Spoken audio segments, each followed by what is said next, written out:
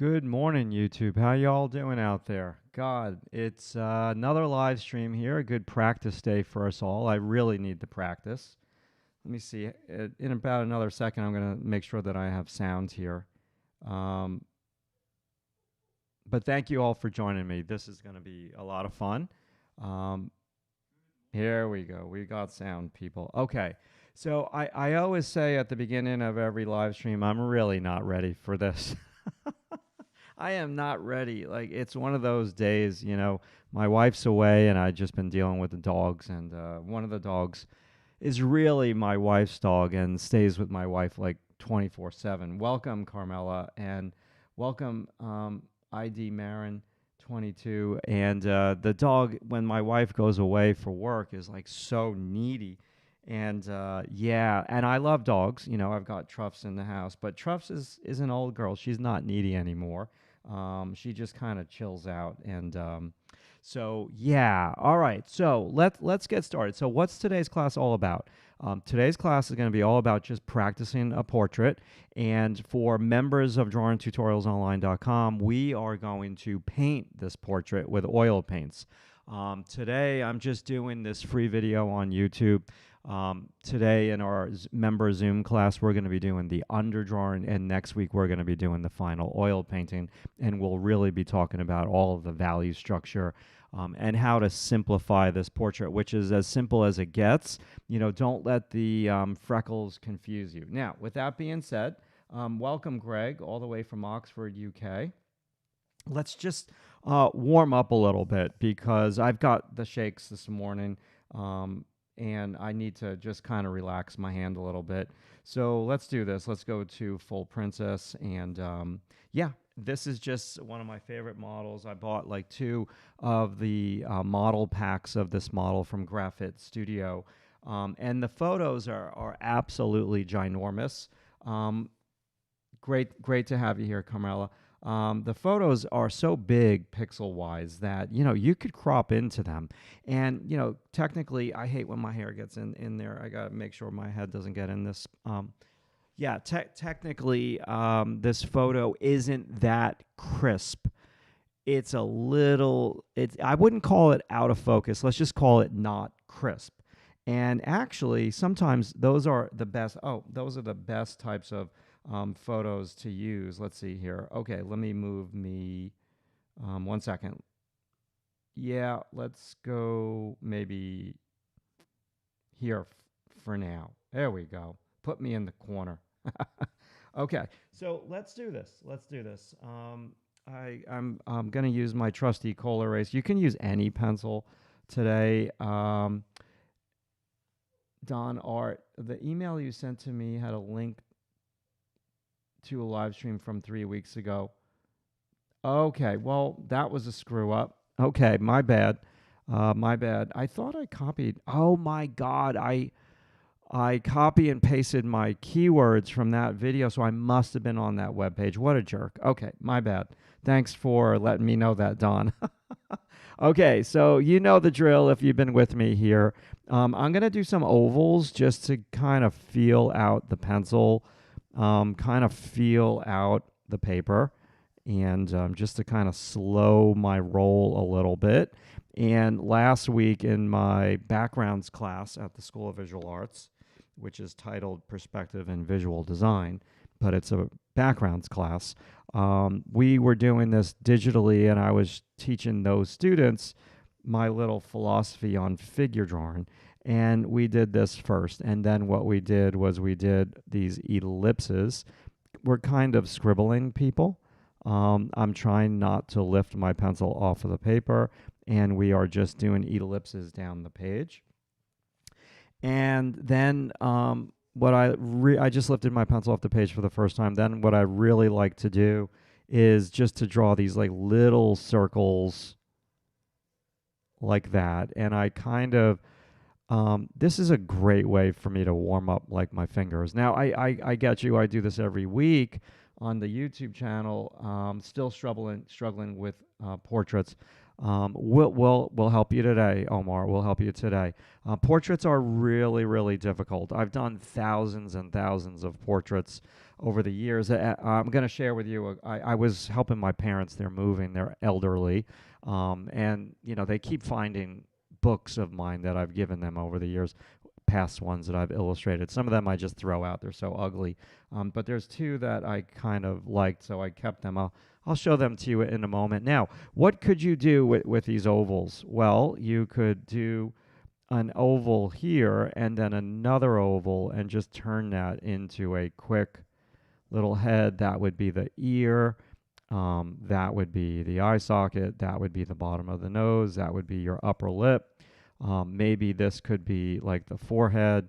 Perhaps that could be your cheekbone, and other cheekbones. So I like using ovals for everything. So you could technically use them for mapping out somebody's portrait like that, especially when you're working out of your imagination. And you could also, as you well know, you can most definitely just draw a quick like little torso with them as well, which I was also teaching this to the students, and we put like a lot of anatomical landmarks on this torso. And what we did more so was we focused in on, and we're going to get to this portrait in a moment, people. I'm just warming up.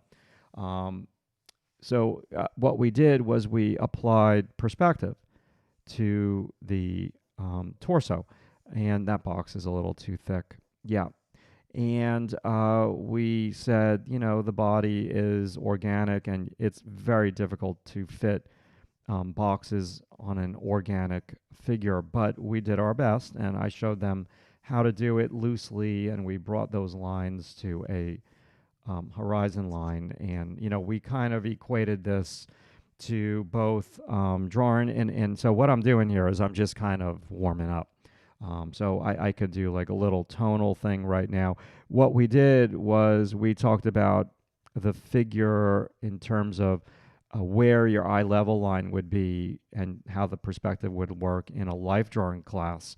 And then we also talked about how to sync up the figure with background reference if you're using reference for your digital background for your animation. So that's like absolutely one of my favorite classes. And Christina Xu Wen, a student from China, sits right in front of me, like 4 feet away. They're looking at their iMac, and I'm looking at my iMac. And Christina, at the end of like the first 45-minute demonstration, was like, "You definitely like teaching the figure more than you like teaching backgrounds." And I'm like, maybe you're right. Maybe you're right. But I mean, I love that class to death. Okay, so what's in the circles? Warming up. This is a warm-up session. So what we've done here is we've just danced down the ovals to like get a rhythm. And then I showed you that you can use 2 ovals here to create like a loose little face out of your imagination. And then I showed you that you could use 2 ovals here to create a little torso of the human body. And ovals, like if I had to make a new course, and maybe I'll make this course this summer, it would be everything is ovals, because honestly, everything is ovals in my understanding of drawing the figure. So yeah, we could do another. I want to get to this portrait. I don't want to waste too much time here, but we could technically. I'm just kind of scribbling. Okay. I think that's enough of the warm up. Now the last thing I'm going to do with the warm up, because now with our portrait that we're gonna do, the gal here on the left, I start differently sometimes than the ovals. With a drawing that I'm going to spend like an hour plus on, I start with these angles.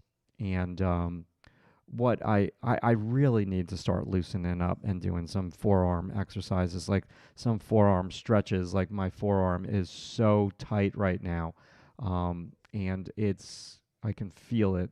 I don't feel loose with it, and so I need to practice what I preach. And I stretch a lot for my body, but not for my forearm. So these are angles. And so you can see my shapes are completely different. So hopefully that's not going to be like a prelude as to what's going to come up when I start to draw the portrait. But let me not jinx myself just yet. Okay, warm up, done. Good. So now, oh, let me show you these books. Like, this is just for fun. And then we'll get to the portrait. So this was what I used to do for a living. This book cover, I don't know, God. My God, this thing is so old, it's turning yellow. Sorry, I'm just looking for a date. 1986, but when was this publication? Okay, that's about right. June 1997. I probably did this book cover in 97. No, sorry, my bad.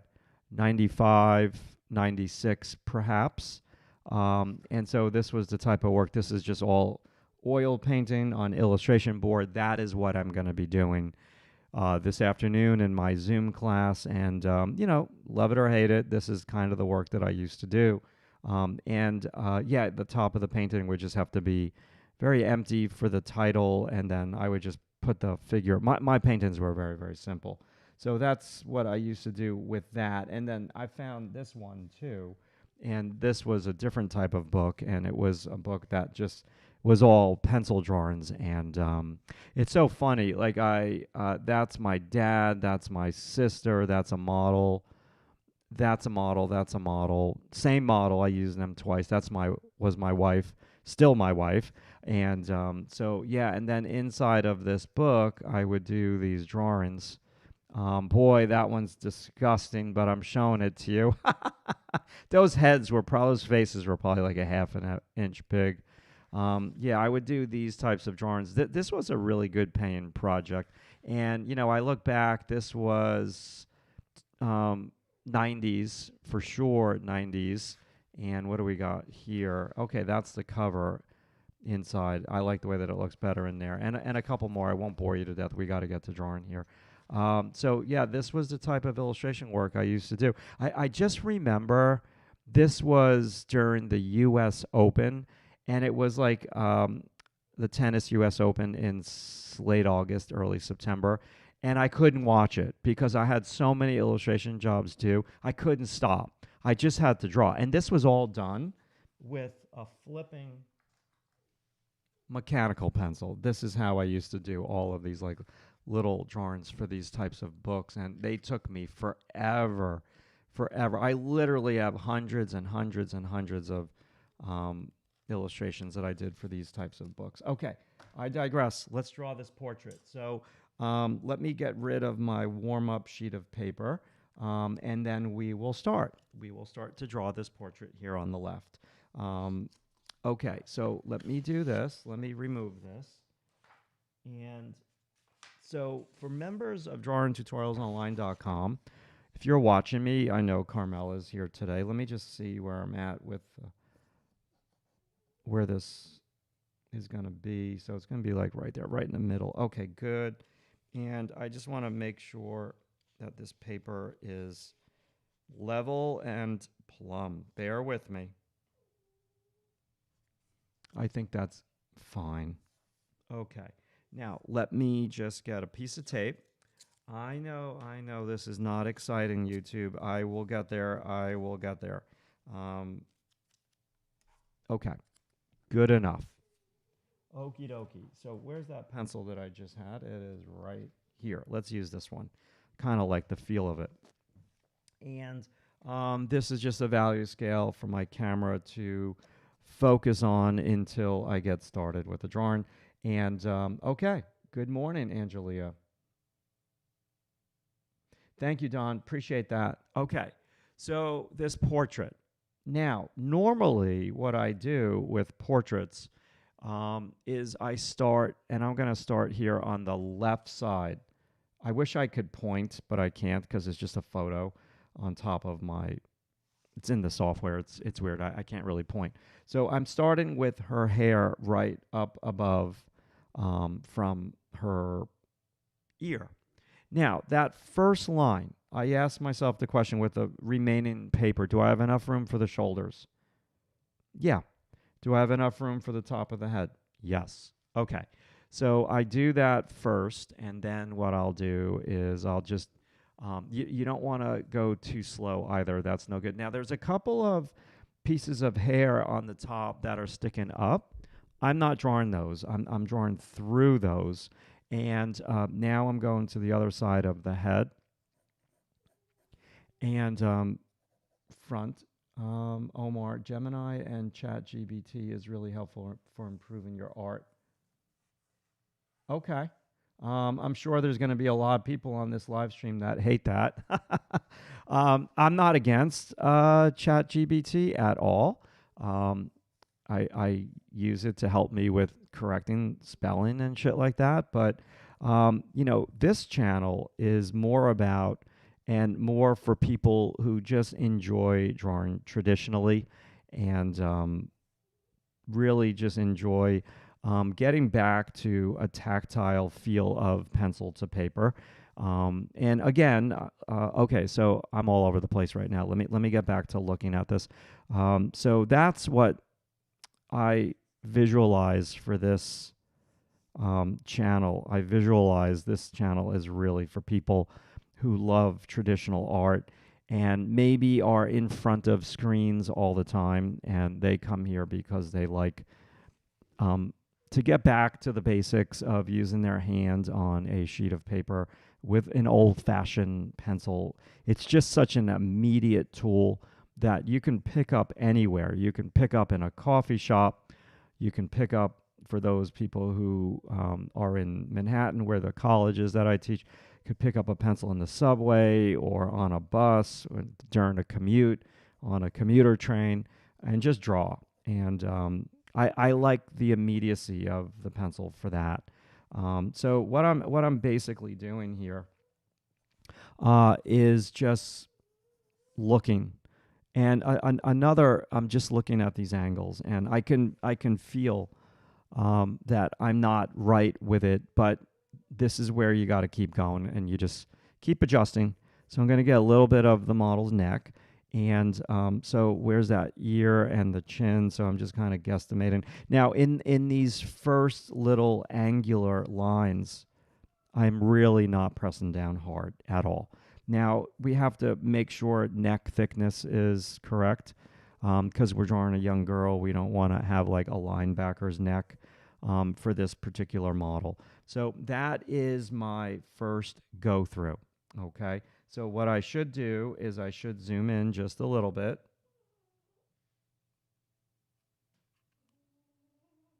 Okie dokie. Now, I want to just give you all a sense of how big this is. So this is roughly 2 and 7/8, probably about 4 inches tall, roughly. Okay.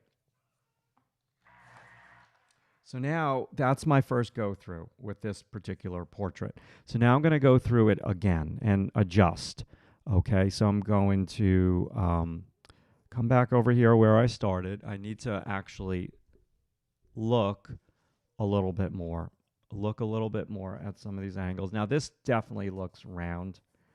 And the model's ear comes in over here. And then there's that angle of our model's neck. And then it angles out. And then what we really want to also focus in on early on in the portrait is these little angles where the hair touches the face. Where the hair touches the face inside, right? Not just outside. So then we can come back up top, and then I see that there's like a little piece of hair that's angled up like that. There's another one that's angled up over there. There's another one that's angled up right over there. So that comes after the overall angles. And then I see that this angles down. I'm going to kick this out a touch. Move the model's forehead over a touch, and then move this whole eye area over a touch. So I'm adjusting now. And then the cheekbone comes down, and then the cheekbone goes like that. Now, if these angles, side of the face, I should say, if these angles are not feeling right, don't worry about it. Just kind of keep drawing. Don't get stuck. Don't get stuck. Okay. Now, let's just get this little strand of hair kicking out over here. So, and then let me just recap what my mindset is in doing this. Okay. Um,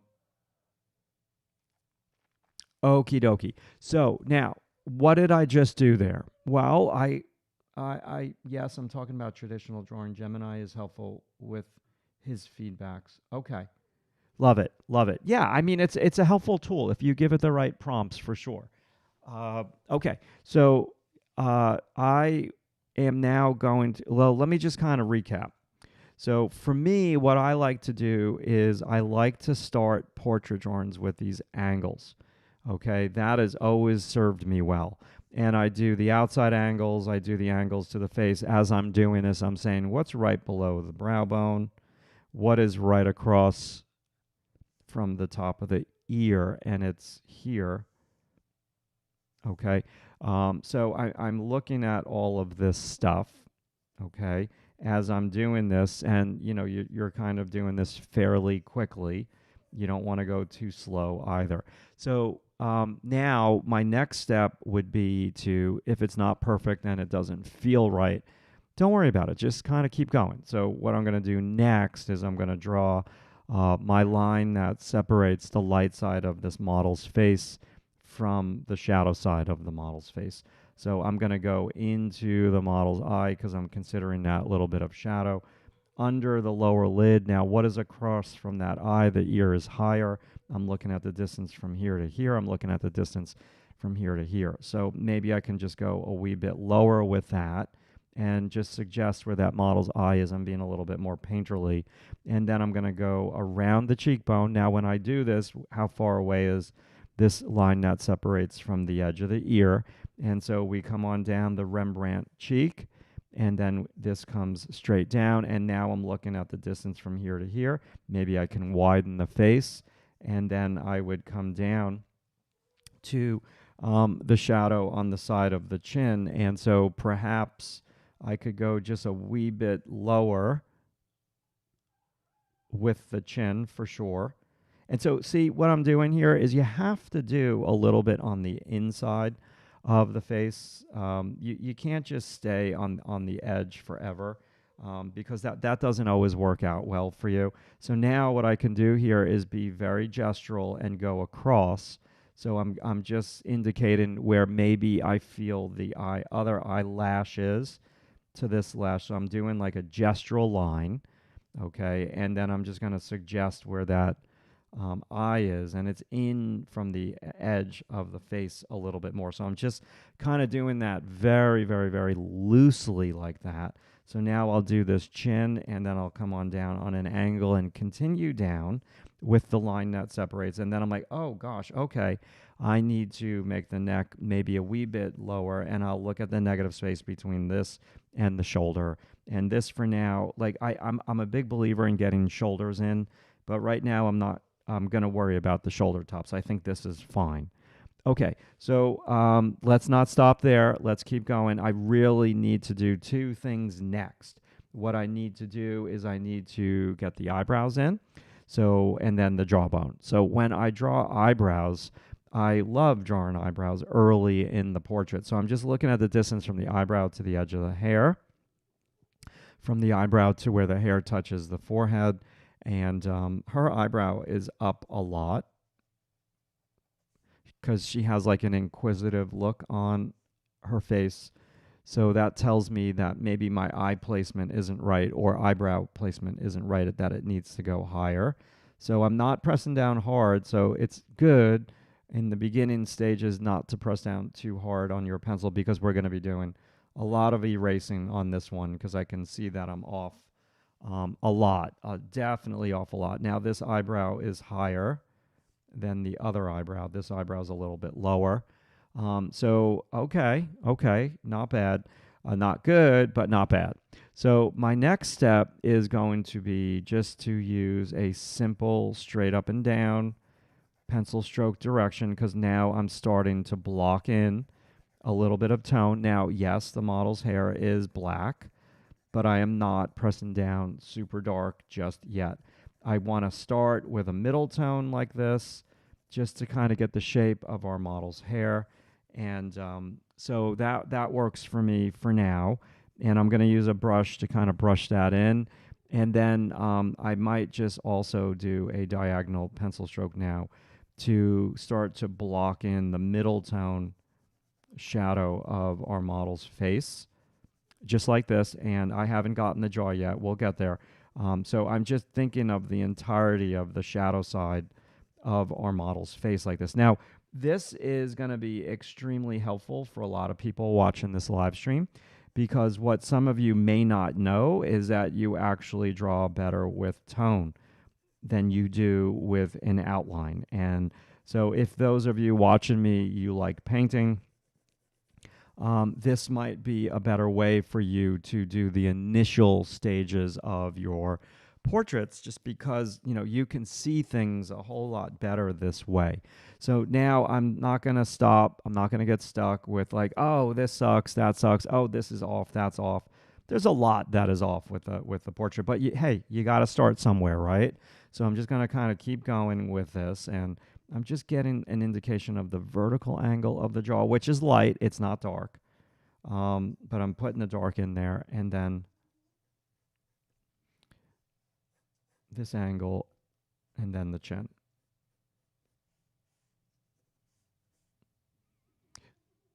So this needs to tilt more. And I might raise our model's ear just a wee bit. But I don't want to do major surgery this yet, because I'm usually fairly close with my measurements early on in the process. And then I change them because I don't give them enough room to breathe. And then I'm like, why did I change that? So now what I'm going to do here is I'm going to just take this little kneaded eraser and pull it apart a little bit just to clean it with a little bit of friction, and pull this out.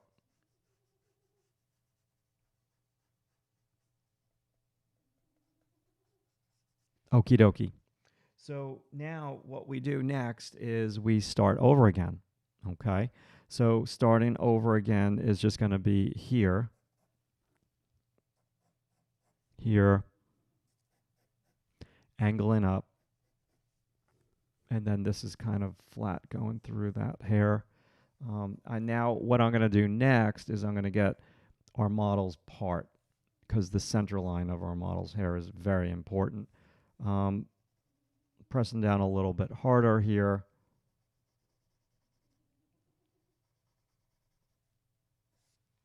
Okay, good. And so now our model's part. This is important that you get this early on.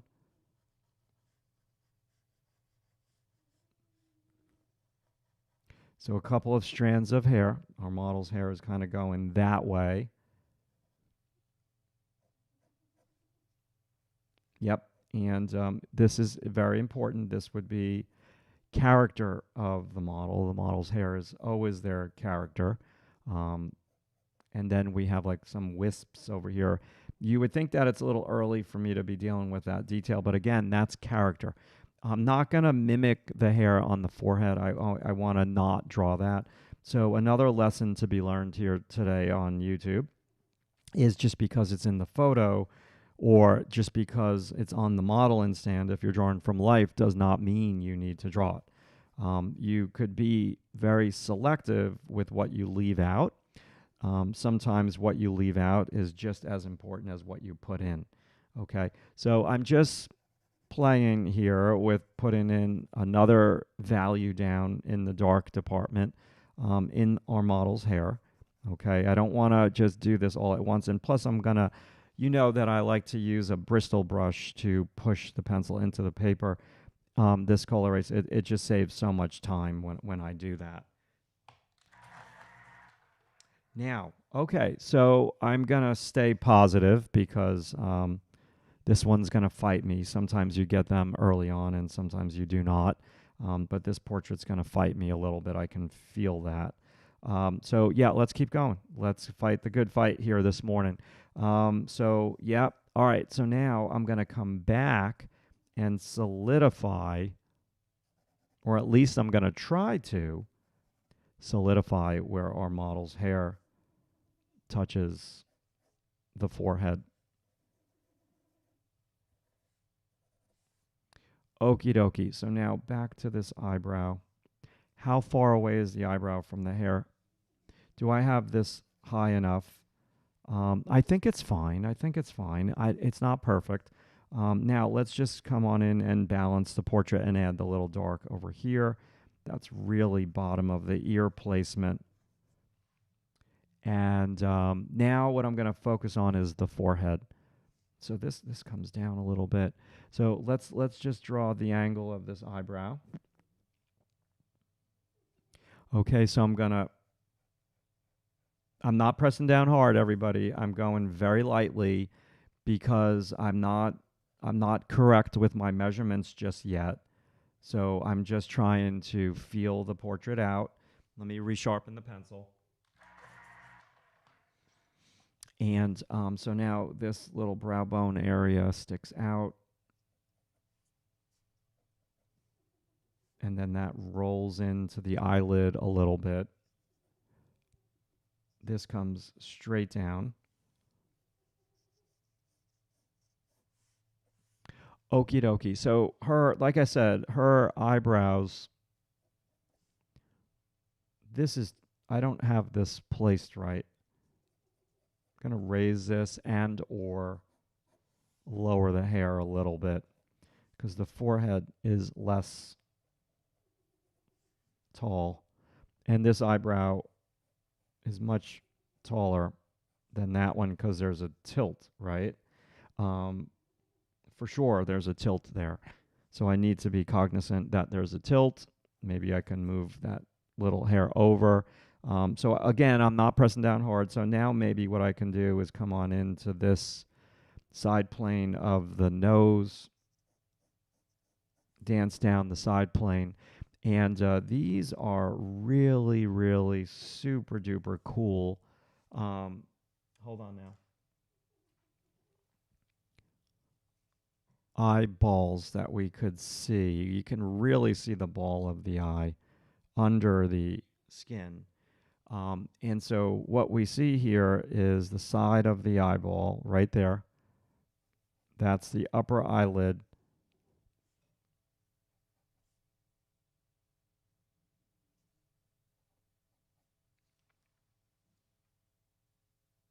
Where's my mono 0? 1 second. I just want to raise this. Better.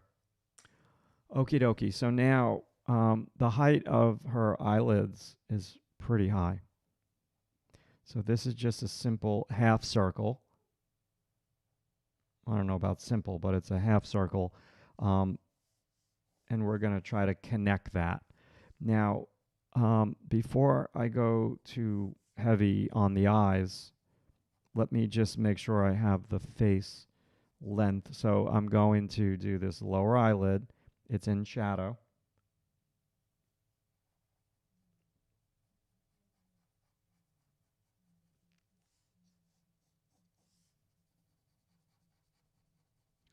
Coming on down, all the way down to the chin. There's a pretty good tilt there to the jaw.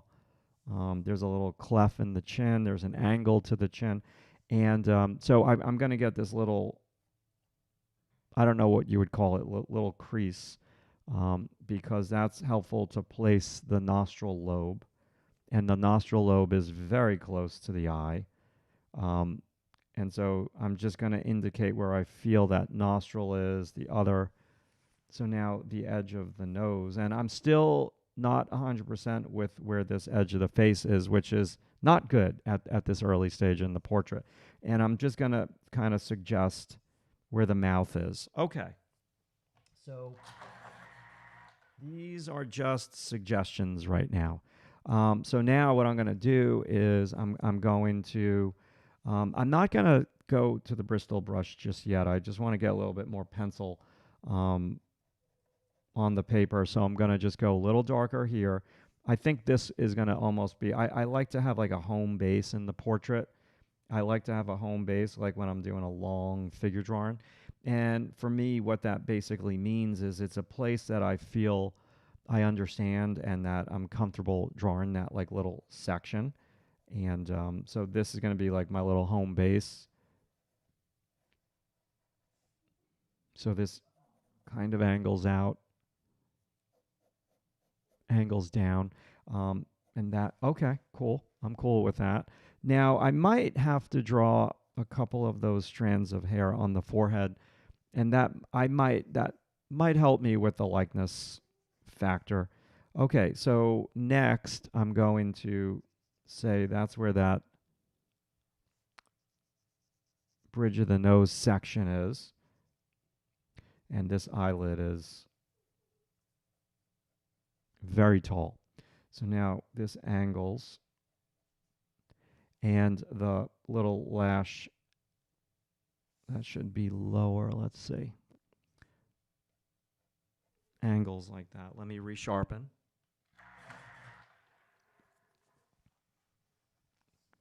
And I'm just going to kind of go for it. I'm just pretty much drawing a little half circle right there to indicate that's a little bit too tall. So I'll make it a little bit wider. So that's just like a little half circle. Okay. And then I'm literally outlining the white of the eye with a very light, soft line. And so now, okay, tear duct. Tear duct.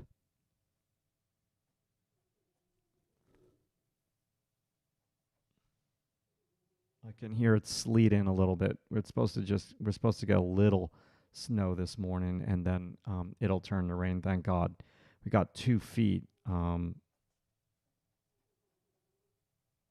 I don't remember, but the last big snowstorm, it was awful.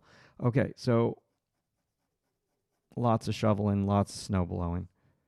So that's like my first go through with those eyes. I'm not saying they're remotely close to being anywhere near accurate, but you have to start somewhere. And this is where a lot of people, when you draw a portrait, will get extremely frustrated, and you'll stop before the drawing actually has an opportunity to blossom.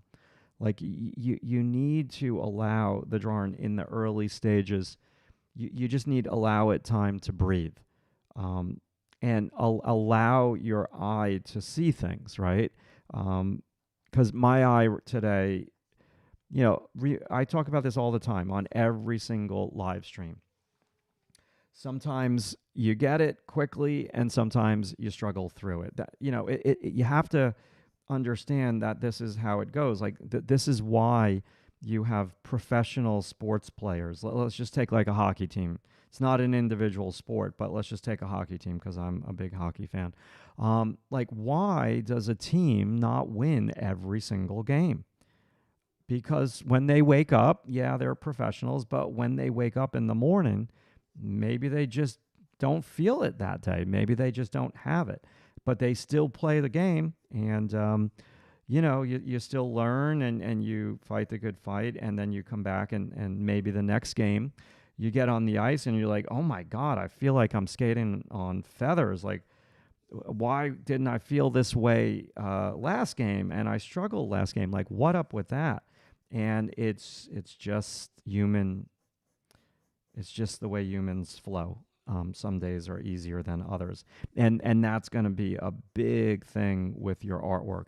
Some days are going to be easier than others. And, I think when you show up and you just draw, even though you're not feeling it, and even though you're like, oh God, this sucks, I suck, whatever. It's just a process. Just enjoy it and let the drawing breathe. That's what I'm doing right now. I'm trying to let it happen and not be too judgy, right? Okie dokie. And this is extremely important for my students. I'm sure, I don't have any of my students from perspective class listen in right now. But when you're working on your homework for my class, like your backgrounds for your animations, You know, isn't there a time that when you're working on it, you're like, oh my God, I'm making the same mistake again. This sucks. Like, it doesn't look right. It looks flat or something that, like, you just got to fight through that and don't judge and just keep painting and take like a lot of little mini breaks and get up from your chair and reset your eyes, look out the window for like a minute or two, and then just come back to it. So now I'm just going like a little bit darker with the hair because values are very, very important to likeness, right? So if I go even darker with the hair, that helps tremendously. So, like, you should strive to match the values as best as you can.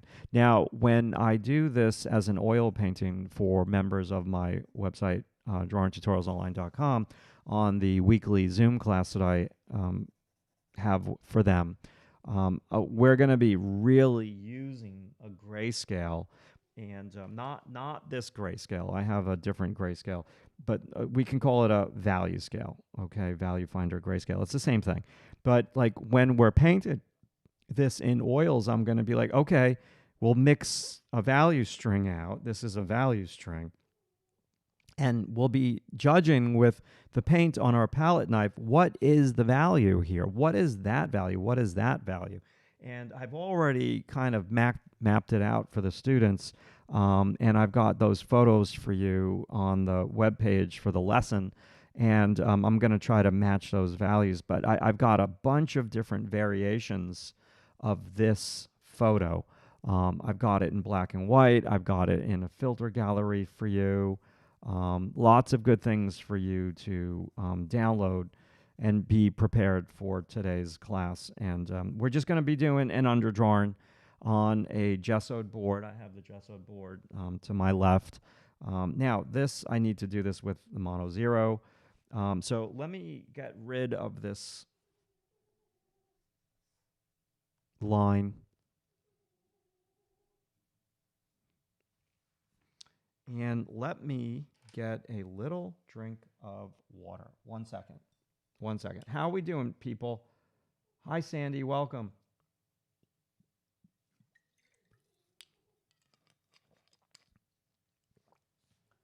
How are we all doing out there?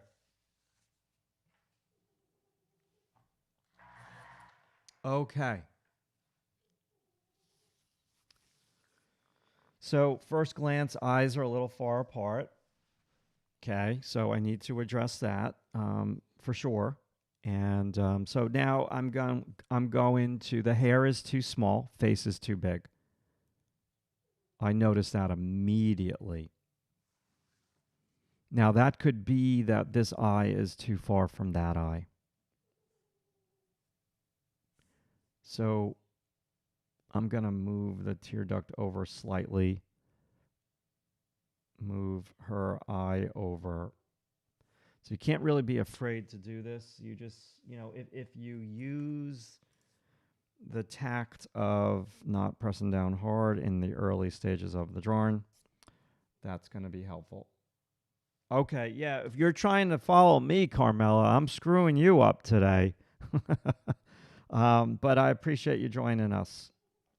So, yeah, remember the critique, Carmela, that I did of your artwork of that portrait on yesterday.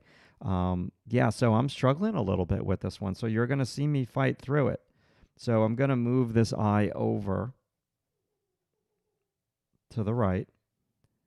Better, much better. Not perfect, but better. And I need to get rid of white paper on this side. So Carmela, I am doing the lower eyelid on this model because it's part of the eyeball. So this is the shadow side of the eyeball, the eyelid, the eyeball under the eyelid.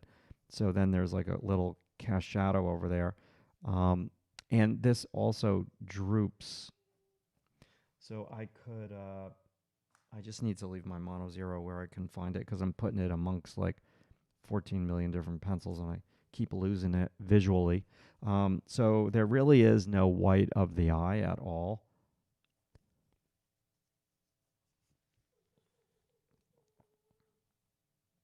So now this side of the eyelid comes down. This is a little shadow.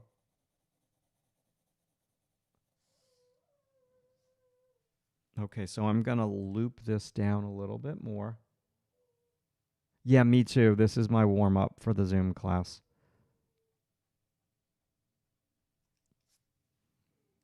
Okay, now, eyebrow. Let's revisit the eyebrow. So this is eyelid.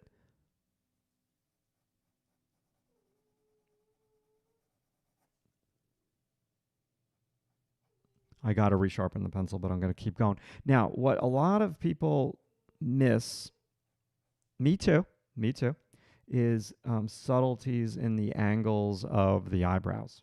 So just treat the eyebrows and the length of the eyebrows also. So treat the eyebrows as angular, not round eyebrows. Okay, angular.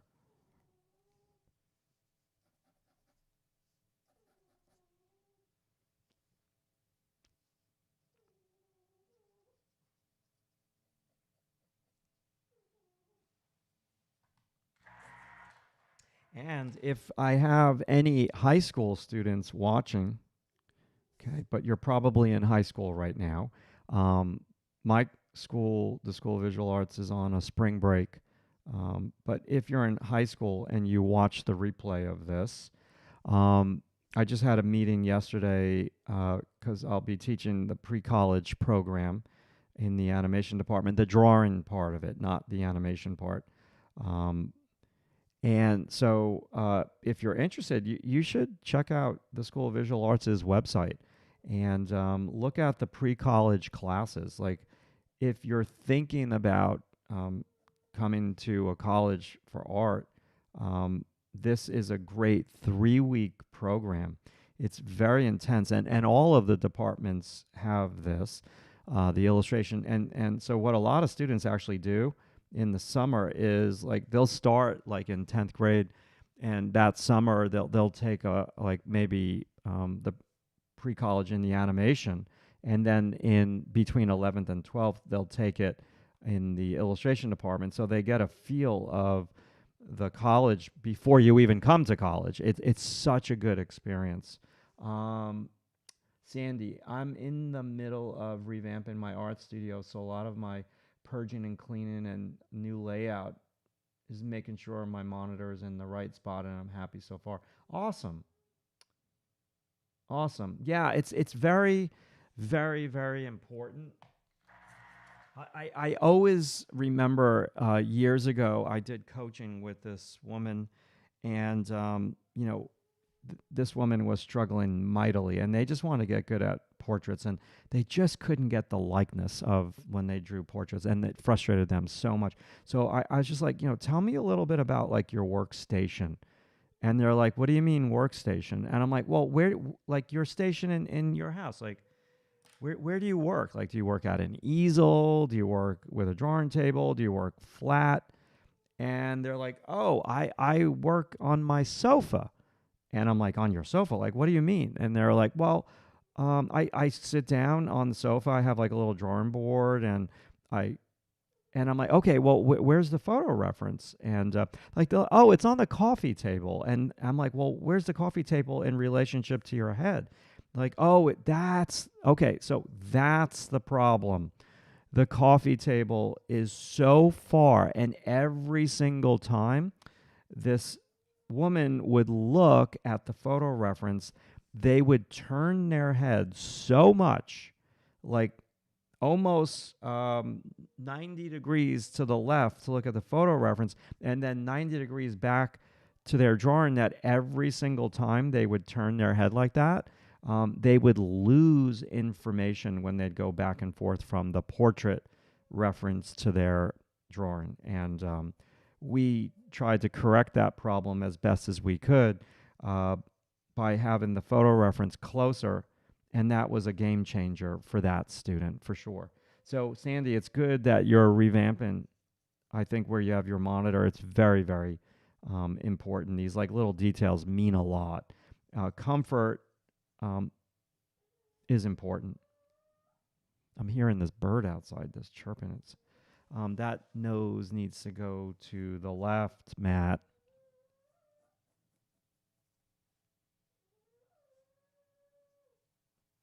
So I'm going to move the nostril. We're doing a little bit of surgery here. Um, Let me not get too in the weeds with that. Corner of the mouth is tilting. So I'm going to get that tilt. Okay, the chin is tilting. I still don't even know where. And there's a good distance between this model's nose and their upper lip. Where is the center of the lip in relationship to the side of the face? Just shade the upper lip for now. A little shading under the lower lip.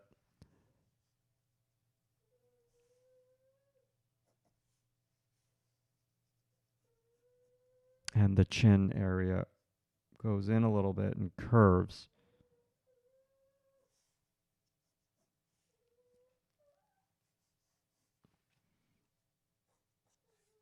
Okay, so let me just, I'm holding my pencil a little further back now. I'm just going to do a little shading over here. Nothing to me is correct, but we're just going to keep drawing. This side of the face a little bit darker than the other side, but it's still a light. And I'm not used to having truffles in my office when I draw. And man, oh man, when she sleeps, you can just hear her. She's so loud.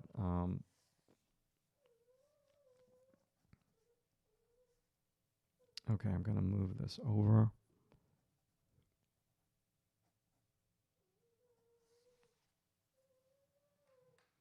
And I'm going to move this over. And I'm going to say that edge of the jaw.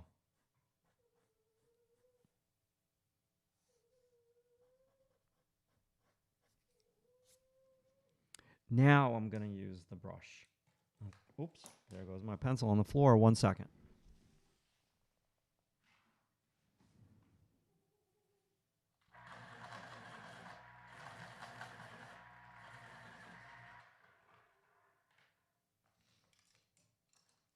So I use these brushes for blending. They're just cheap Bristol brushes. So I'm going to use the intermediate size. It's about 3/8 of an inch. And I just am going to push the pencil into the paper. And this accomplishes a number of things for me. I'm going to soften the edge of the hair and raise it a little bit. This accomplishes getting rid of the tooth of the paper, all those like little white specks. Now, I like this so much better than the blend-in stump. I'm not against the blend-in stump. I used to be against the blend-in stump, but I'm not anymore. It's just sometimes it's a little heavy, right? And this is just a little bit softer and a little bit more user-friendly, meaning like I could use this. How do you make the portrait look young? Well, I haven't accomplished that yet, but the short answer is, William, you do not use a lot of lines on the lower eyelids. For me, the lower eyelids is the number one place that people overwork their drawings and make people look very old and tired. So, yes. So, just one way is to not put a lot of information on the lower eyelids. Another way is just a cleaner light, meaning you don't put so much detail in the light. Another way is just softer, not hard edges on a. I'm talking like a younger person. Like children are very round compared to adults. Children also have like bigger heads in proportion to their body compared to adults. So there's a lot of things with young children that you could also, because I used to have to deal with that when I painted picture books. There was like a lot of young people in the picture books. And so how do you make like a 6-year-old look like a 6-year-old? Well, everything's just soft. Big head, small, thinner body. Adults a little bit more chiseled. So, okay, I've got a ways to go. I've got a ways to go. I'm gonna be a little bit of a lunatic right now and use the bigger one, and want to soften up.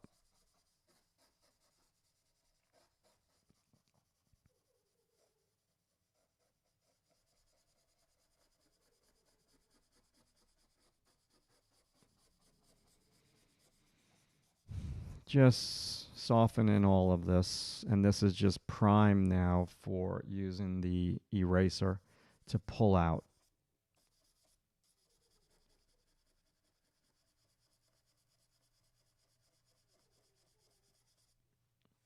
Okay. I just need to get a little drink. I should get up shortly to stretch. I've been sitting here for 55 minutes. Remember, people, sitting is the new smoking. Okay.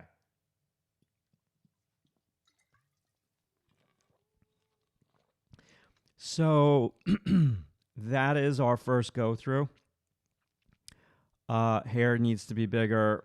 Hair is too small, for sure. So maybe we can try that now. Maybe we can try that. But before I do that, I want to take this like little scrap piece of paper and put it right here. Let me just get another piece of tape.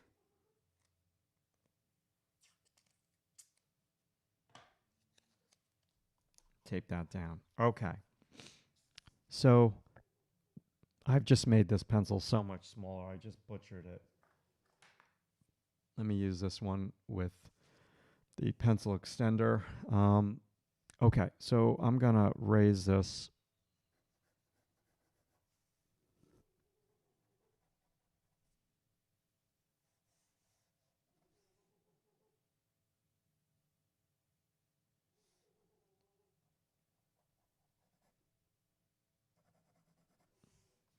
It's funny how each one of these color erase pencils has a different feel to it.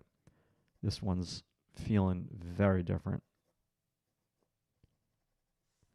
So that goes into the part. Then we have a little hair here. I'm going to raise this. This goes up more so. And she's thinner at the jaw. Okay, that's what I'm not seeing. Okay, good.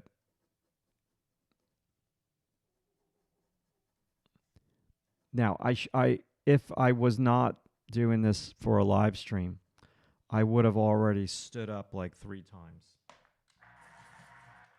and just looked at this from far away, because you need to step away from your artwork.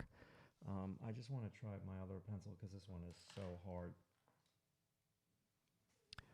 These are not really great pencils. There's other pencils that are better for drawing faster. This one's softer. They just, as they get old, they dry out, and most of my pencils are very old. Because I'm a hoarder with the pencils. I hoarded so many of them. And yeah, so they're old, and I don't use these really. And I said that last time I did a live stream. I'm like, I don't use these for live drawing. And then I brought it in because I was working with a model. And I'm like, I want to do really good drawings with this model after class. And so I did use this pencil for sure. And it was fun because they were, it wasn't about gesture drawing. It was just about enjoying the process of just drawing from life. Just doing a bunch of like torso studies. Pressing down gradually harder. This kills your hand with this pencil, for sure.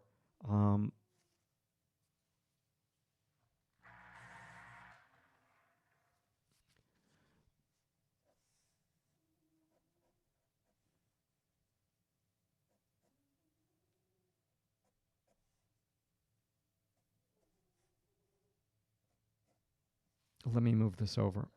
It's actually too close.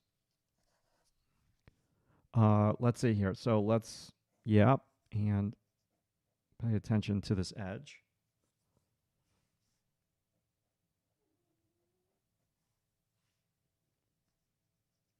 And the cheekbone comes straight down.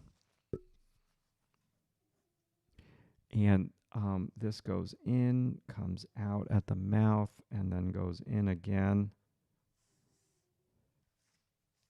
And I really need to find the other side. I haven't found the other side, like the jaw. Okay, so edge of the jaw.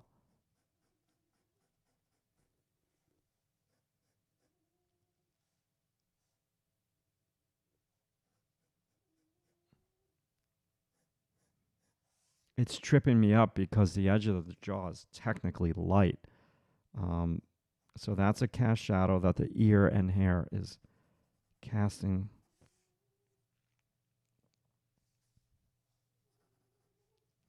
And then there's a rim light on the masseter muscle. Strong, powerful jaw muscle that helps you chew right here.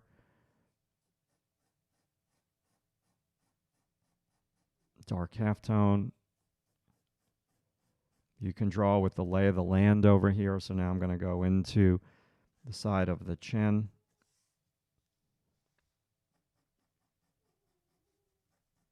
This is pretty dark here.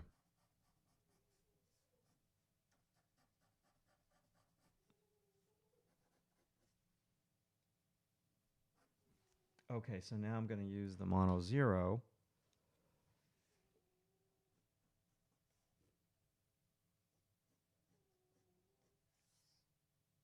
And this neck needs to come over massively.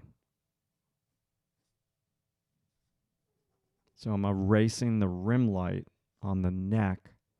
So now I'm kind of drawing with my eraser. This is called pulling out the lights. So, we screwed up. No, well, we did, yes, but we could fix that very easily. We just turn this into background. So I'm going to move the neck over now, and that just helped.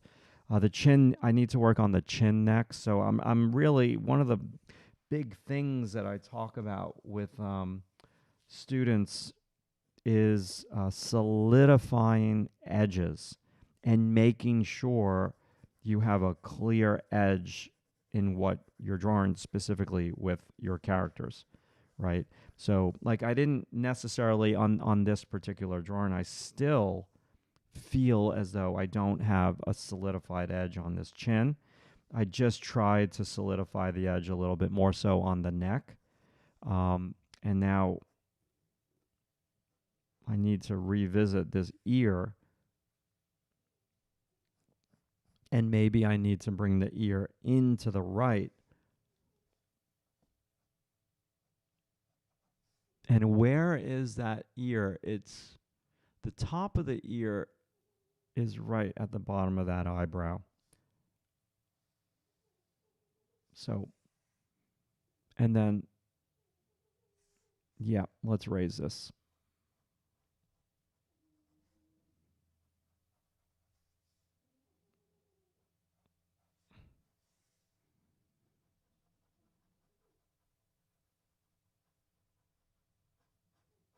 A little darker over there. Okie dokie. And I'm just going to go a wee bit darker here. I really need to deal with the ear.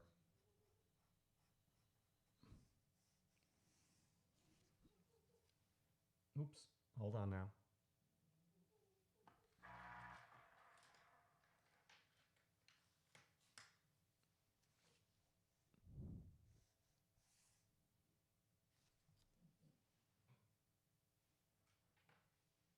Okay, so this needs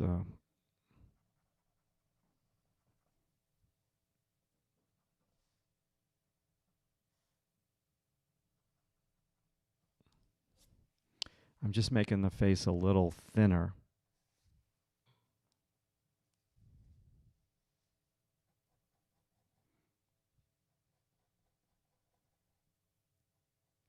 Raising this a touch. A little bit better. We're getting there, slowly but surely.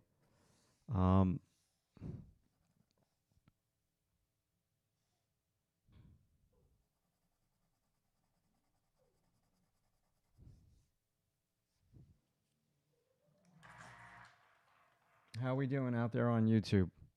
We okay out there? Am I putting you to sleep? You getting something from this? You enjoying watching me struggle?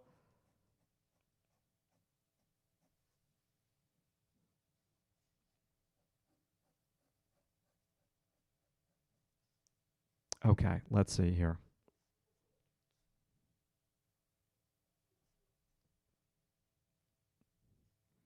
So the eye is nice and soft. So then we can come on in now with a little bit of a dark. Okay, D Vistar Omega, I'm saying. Still awake, Paul. Thank you. Appreciate that. Um, okay, so, God, this pencil is so sharp. I need these pencils so sharp. I don't know what my problem is.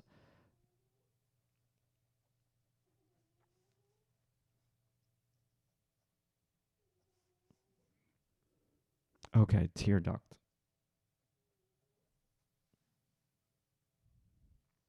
Tilt of the eye. Tear duct.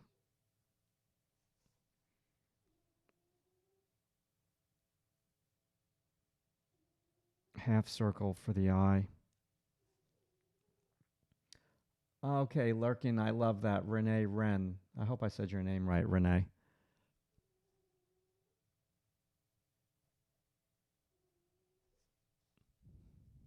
Yeah, me too. There's a lot of people that I watch on YouTube and um, a lot of podcast stuff, like health stuff, and I'm definitely like a lurker. I never comment, and then I'll comment and like, no, just delete it. Don't even. I'm just a major lurker.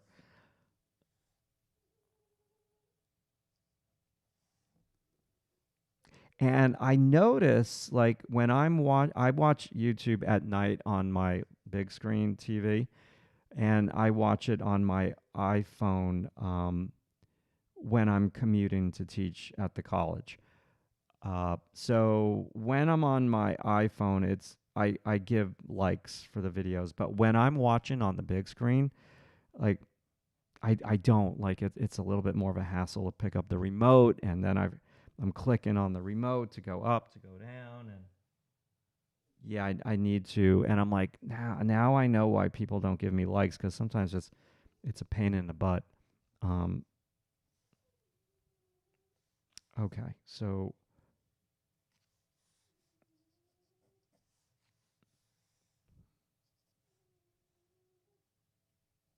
oh yeah, we got sleep. Love it.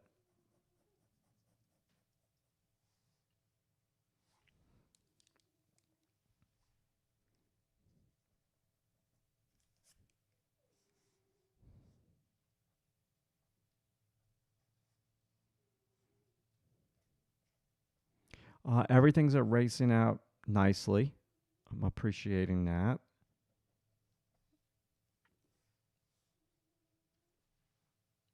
And that is more of a half circle at the bottom. And then I need to sharpen the mono zero. Of course, I don't have my. There we go. It's right near my. So let's sharpen the mono zero. I gotta make this look like this model before I'm done with this live stream, or else I'm gonna be very disappointed in myself. Okay, so let's. Oh yeah, we got a snow sleet thing happening, but yeah, that's okay.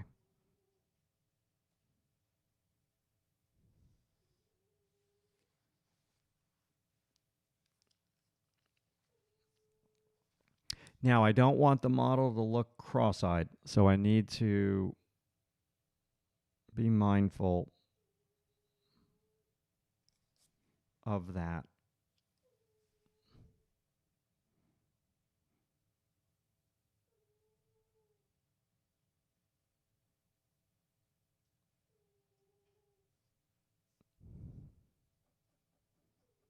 A little blacker with this eyebrow.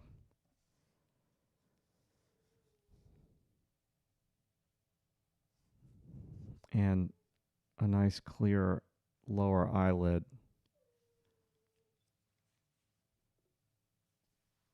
Wondering if I should zoom in a little bit. Um,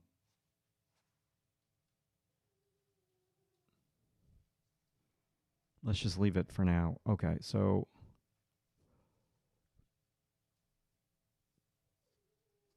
okay, this is annoying me. This sheet of paper keeps moving. One second. I gotta get another piece of tape. No, I when I woke up this morning, I had like I used to get headaches all the time, and I figured out why, and so now I don't really get headaches that much anymore. But man, this morning I woke up and I'm like, oh my god, um, just because of this barometric pressure. All right, so we have to rewatch. We'll have to rewatch this live. Mine is terrible. Gonna try charcoal. Couldn't get the contrast right with the graphite.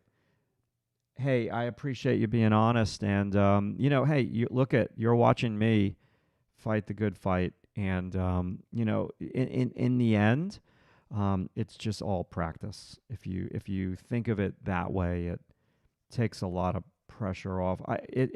Listen, we all get frustrated when we don't get it on the first go through, and I do too. So I get you, but yeah, it's all practice. I'm just practicing in front of all you and on YouTube, so you could really see me crash and burn. And I think it's really good to see teachers struggle because it makes us human too. Like there are some days, like in life drawing class, where I look at the model and I can draw the model like perfectly, and I know that kind of for some students probably gets like a little frustrated and like, why am I not there yet?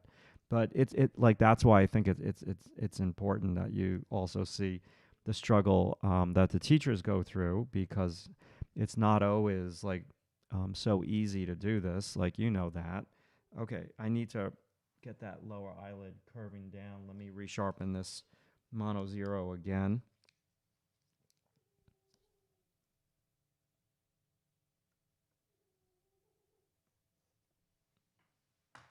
Half of the mono zeros I throw out because I'm always sharpening them.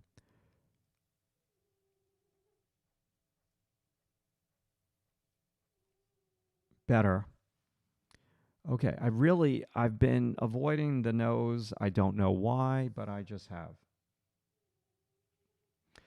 Appreciate that, Paul.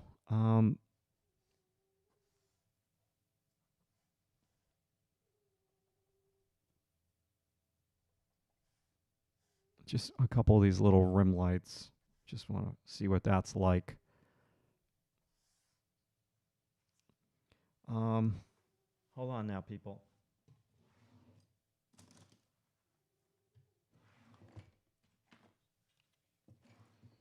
Let me just move my keyboard. And let me get another piece of tape because I want to brush. Oops, I want to brush the eraser crumbs off of this. I don't want them going all over my keyboard, which is right underneath my drawing. So I am drawing at a 45-degree angle. Those of you who've been with me for a while know that. And my drawing is literally on like my computer screen, my Cintiq screen. And my YouTube stuff is right to my right. So yeah, I can see all. The color race looks so smooth and malleable relative to what I chose to use. Perhaps it's the skill. Well, I appreciate that. I gotta tell you, like, this is killing me, this drawing here today. But thank you for that. You're very kind. Like it. Well, God, there's so much to say. I can't say it. Like I'm stuttering. I have done almost every single tutorial video drawing thing on my website, drawingtutorialsonline.com, that I started way back when in 2009. Yes, 2009, I think. And so I am so comfortable with this pencil on this paper. Okay. And I understand it is not the best all around pencil. As a matter of fact, it it sucks for gesture drawing. It's you got to press down too hard. It sucks for doing these long drawings. It takes forever. It hurts your hand after a while. But it's just the pencil that I feel I can draw anything with. And that is simply because I've used it the most. That's all. Now, I used to, when I was an illustrator, only use a mechanical pencil. And I did that for like 10 years in a row.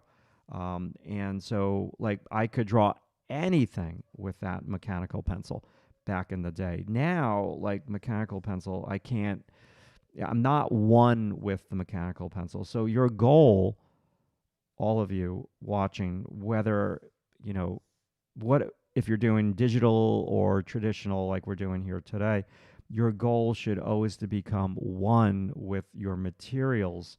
And the biggest obstacle to growth is never giving yourself a chance to become one with the materials that you are using, because I'm not saying you, gnarly wall, I'm not saying you, I'm saying some people have the shiny object syndrome, where there'll be a teacher on YouTube or a teacher in real life, or you just see this like new material in the art supply store, and it's shiny object syndrome, where you jump to the next best art material, and then you don't give yourself an opportunity to become one and use one material long enough. Now, I could honestly say that I feel like I'm at a transitioning time, because when I draw in the classroom, I'm always using a different pencil.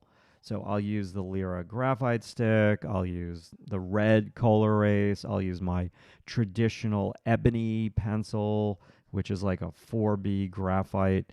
I switch it up a lot in the classroom, and then I'm using other, like, one student always comes in with the most coolest materials, and but they draw really small in their sketchbook, so it's hard for me to draw on their sketchbook because it's so small, and I don't want to invade their space. But like, they're using like colored pencil, mechanical pencils, like, it's so cool. I love their materials. I've used, yes, I have. Like, I this pencil, I haven't mastered much in life, but I could say that I've mastered this pencil. Love it or hate it.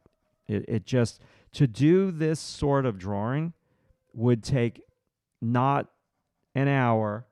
We're in this an hour and 18 minutes, not 2 hours. This really is, to really complete it to my satisfaction and render it would be like a 4 hour drawing, no doubt.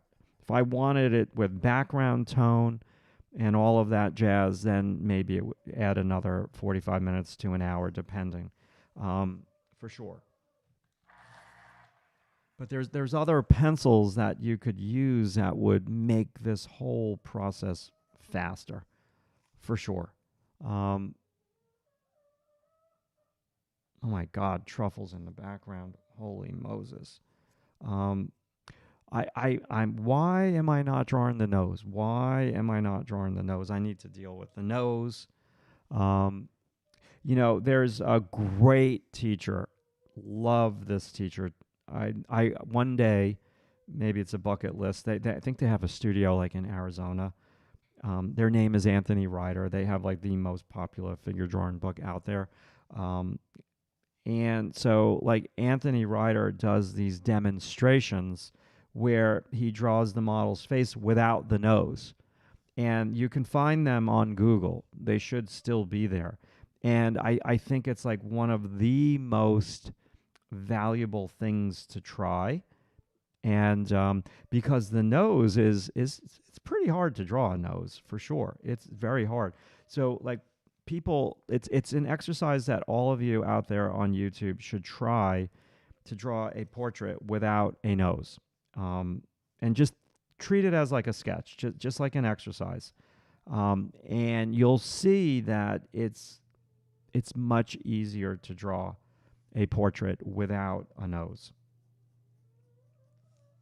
This nose is brutal because, and this model's got a cute little button nose, but what's happening is the light from this model's chest is bouncing into the underplane of the nose, which normally is in shadow.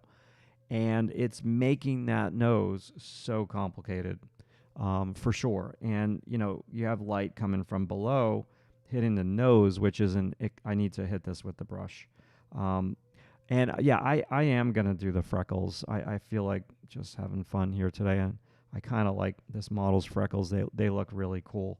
I remember one time on a book cover, like I painted freckles and the art director made me change it. And they're like, "What are you doing?" I'm like, "She had freckles." She's like, "Yeah, but the character in the book doesn't have freckles." I'm like, "Well, I didn't know." She's like, "You got to change this." I'm like, "Son of a bitch." Okay, let's do it. Okay, so yeah.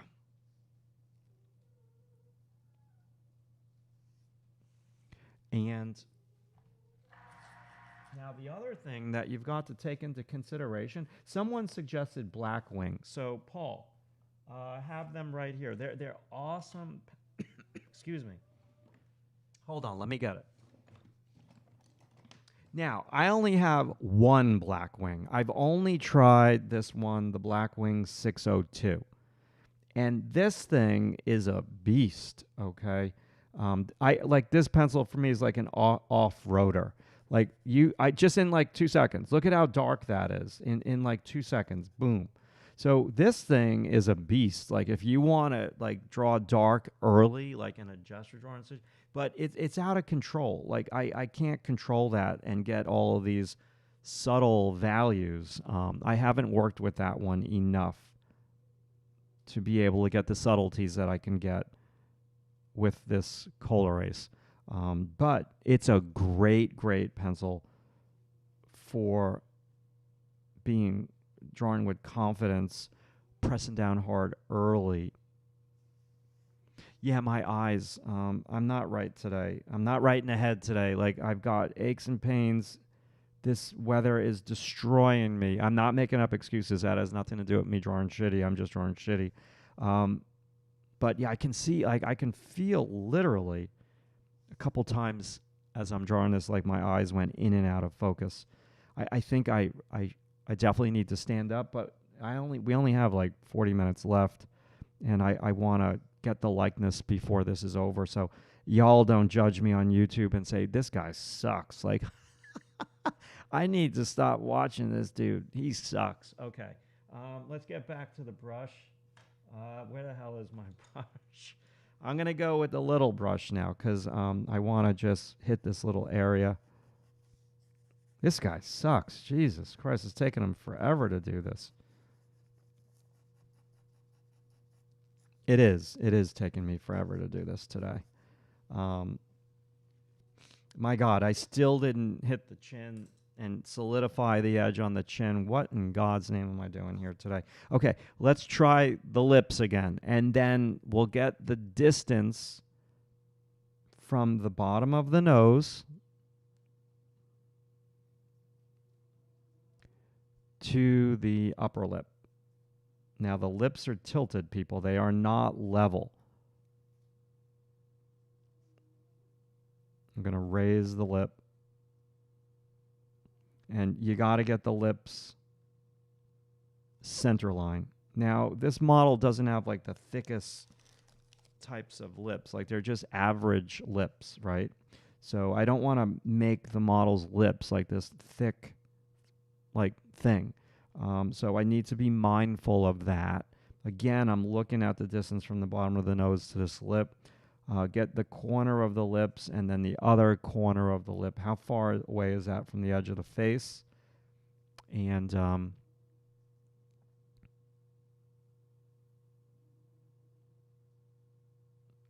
need to raise the lips. Okie dokie. Now, let's get the bottom of the lower lip, which there's the bottom of the pink part of the lower lip, and then there's light skin. That usually happens. And then there's a little subtle shadow, and then we get the ball of the chin, and then we get a cleft of the chin. The center has a little center line. So I'm just going to go for it and say that's going to be the bottom of the chin, neck. Going to shade the negative space.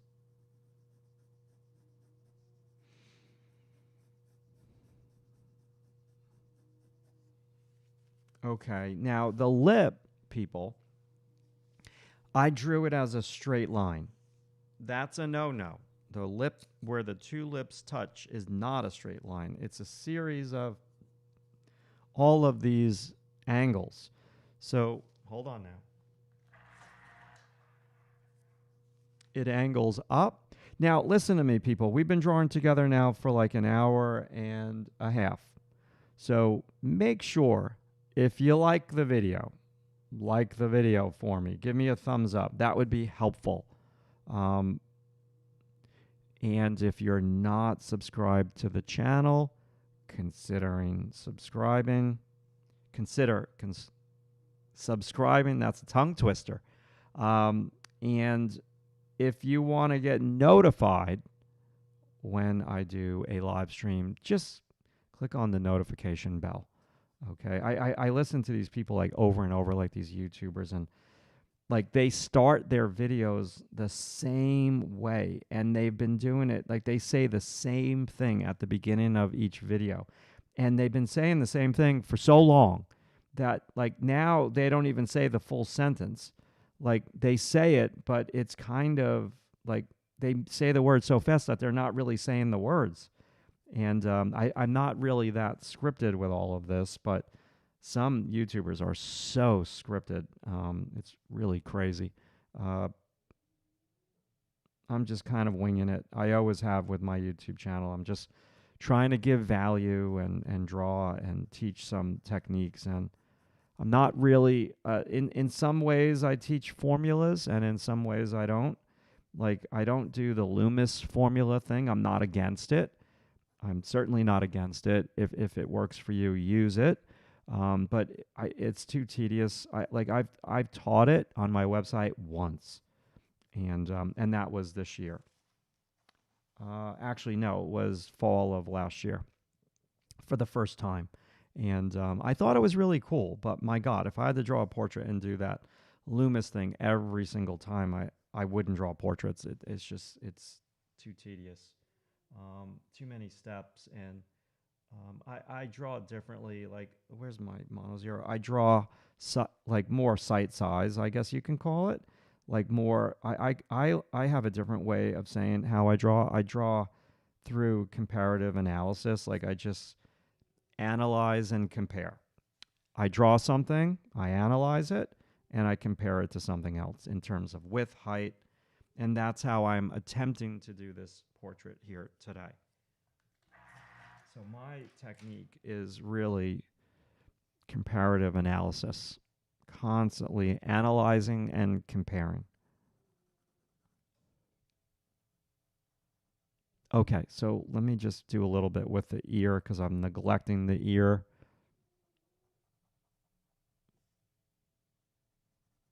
Now, I've said this on every single portrait drawing tutorial that I've ever filmed. Do not make the inside of the ears black. Why? Because it just looks like the inside of the ear is dirty. So just make the inside of the ear more of a middle tone, and that is way, way, way, way more user-friendly for your portrait drawings. Now, the thing with the brush is once you use that brush, you need to use it everywhere. Like, I'm not using it. I haven't used it yet in the ear, and the ear, you can see the white tooth of the paper kind of showing up, and I need to push that Colorase pencil into the tooth of the paper.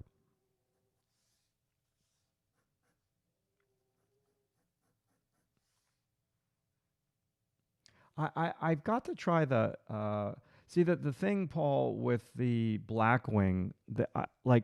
I think they're really good pencils, but I think for somebody who wants to try them. Like they force you to buy the entire box, and I think the boxes of those pencils are very expensive for like a young student, like a newbie who just wants to draw and they don't want to spend $40 on like a box of pencils that they don't even know if they're gonna like it. So I would just find a way. Um, I don't know if you're going to art classes with a model with other students, but that would be a great opportunity for you to ask somebody if you can try their pencil. I do an exercise in my class where um, I make the students leave their spot. So they draw the model and then they leave their spot after 2 minutes and then they go to somebody else's spot and everybody moves at the same time. And then they use the other student's pencil to finish their drawing, their figure drawing. And that's a good time for students to become familiar with different materials. All right, people, my butt. It's been an hour and a half. I need to get my butt off of this chair. Okay, I'm almost like afraid to get up because I don't want to look at this drawing. I don't want to look out at how bad it is. I think the hair needs to be a little taller. Um, Demoness. Yeah. Okay, I'm going to be back in less than 2 minutes, okay? 2 minutes. So I'll leave this disaster up on the screen. I'll be right back.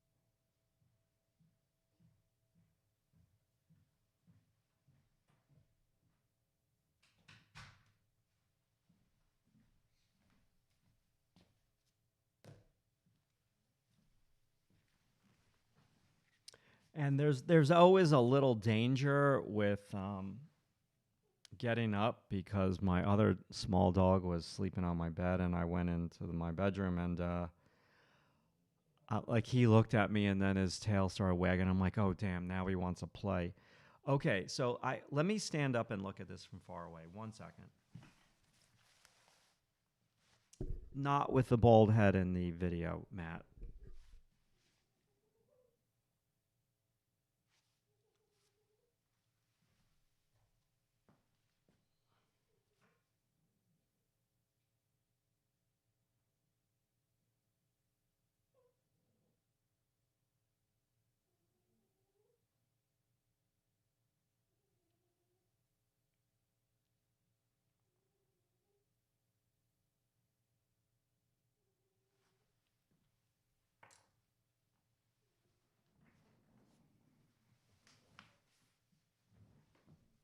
Okay, so what I noticed when I looked at it from far away is I definitely need to make the nose bigger. I need to work on the nose and the eyes, the actual irises. They're showing way too much on these eyelids. So the eyelids are covering the irises way more than what I have. So that is something that I need to adjust. And the eyelids, they are curving down um, a little bit, especially this one. And okay, so let's erase out a little bit of the top and of the bottom. There's a highlight.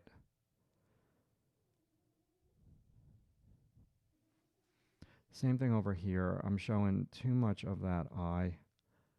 Now this one's curving the other way, but I need to pull that.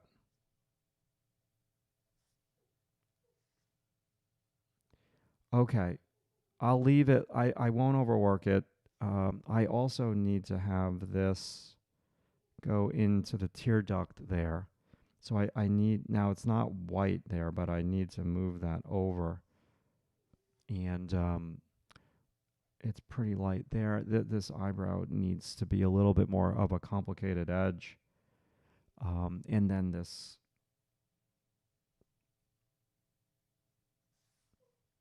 yeah, there's this, let me do a little light over here. So let me draw a little bit with this eraser. Um, I think the kneaded eraser would be a better choice for me.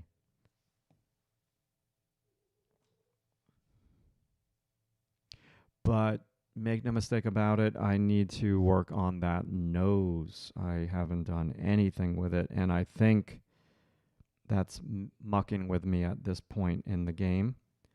Um, for sure.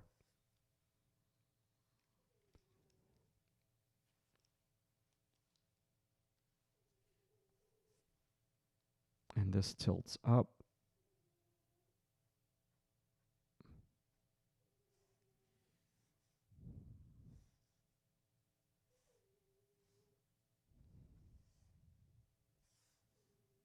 And the lips are just so straight.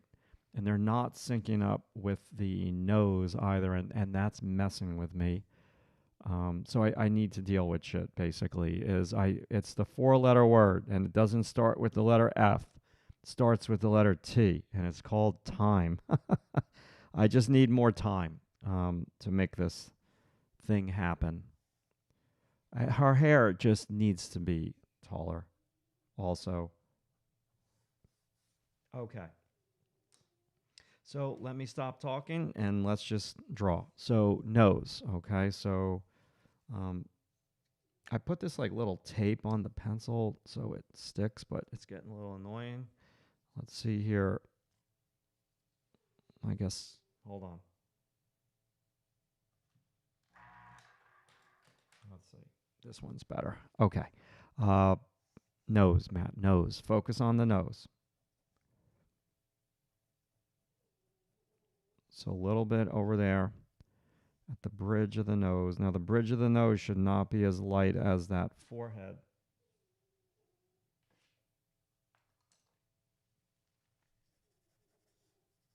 I forgot to brush the ear area.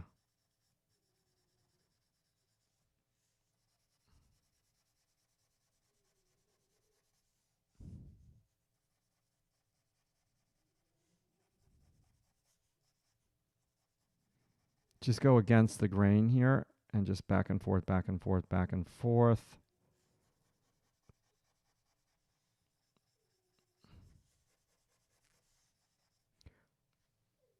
Let me get rid of some of these eraser crumbs.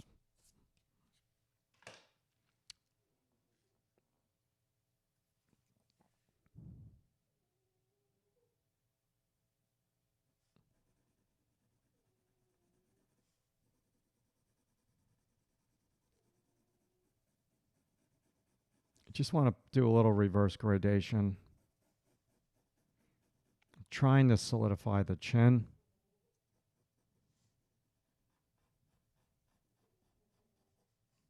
Okay, and nose. So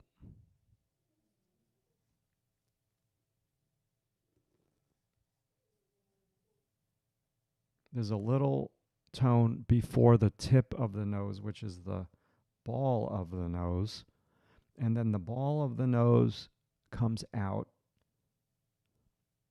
and it's a light mid-tone over there. And I love when I see people do this with their nose drawings. They come down with those lines like that. Looks so cool. And then this is the side plane of the ball. Now the trick is to do this, but not do this so darkly.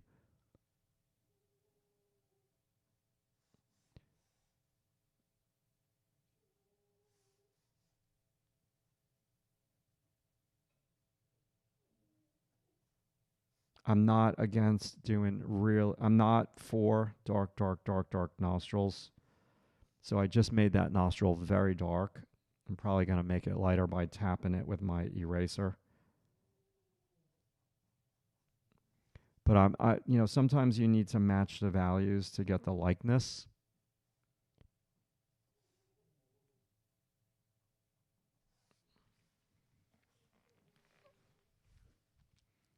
Okay, so I don't like outlining both sides of the nose, but I'm just going to hint at one or two like little freckles. You have to keep your lights light. So don't overdo that.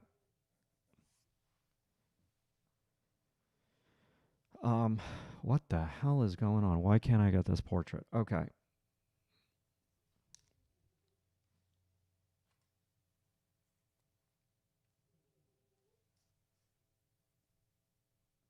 Let's get the light on the chin.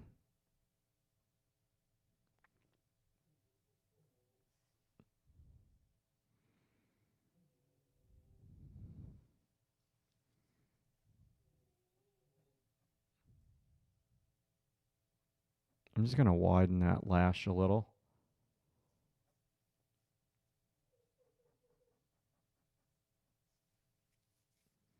And I'm going to work on the hair just a touch. Okay, it's 11:43.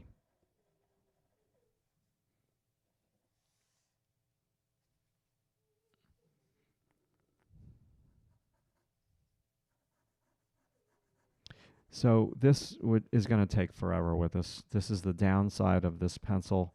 It just takes forever to get these rich, dark values, which is what this drawing is ultimately missing.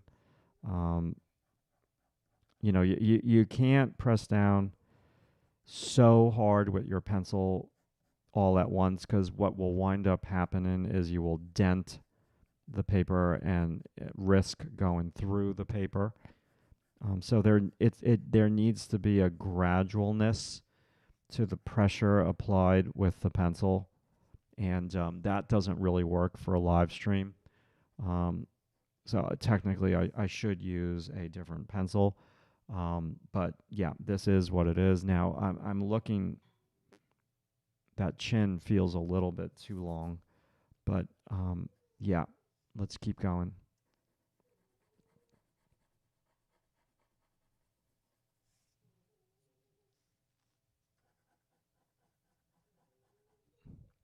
The darker we go with this model's hair, the more the likeness is going to come to fruition. Pretty confident of that.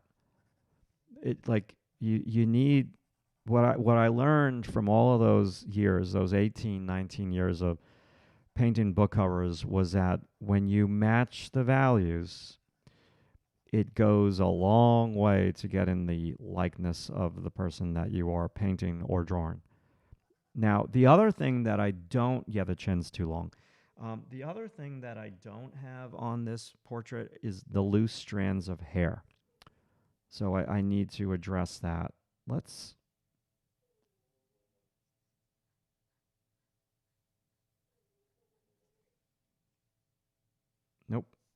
I just made too much of a V shape.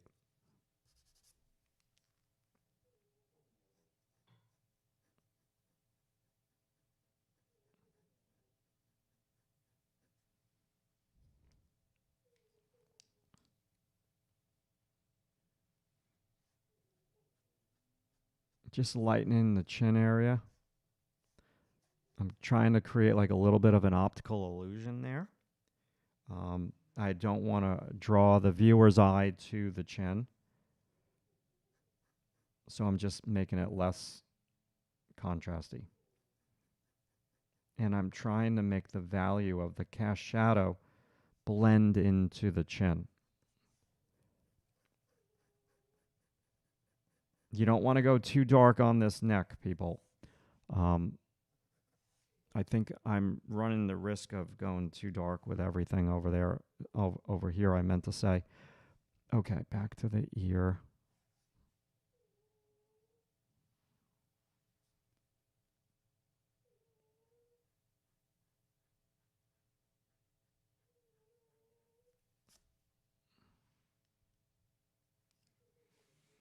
Okay, time to be messy with some loose strands of hair.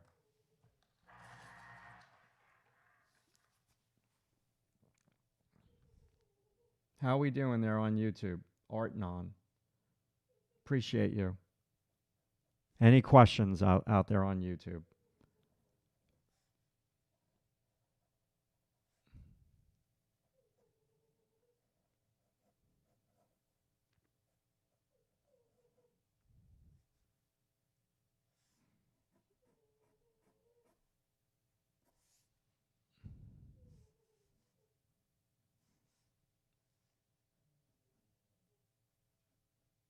Let's see.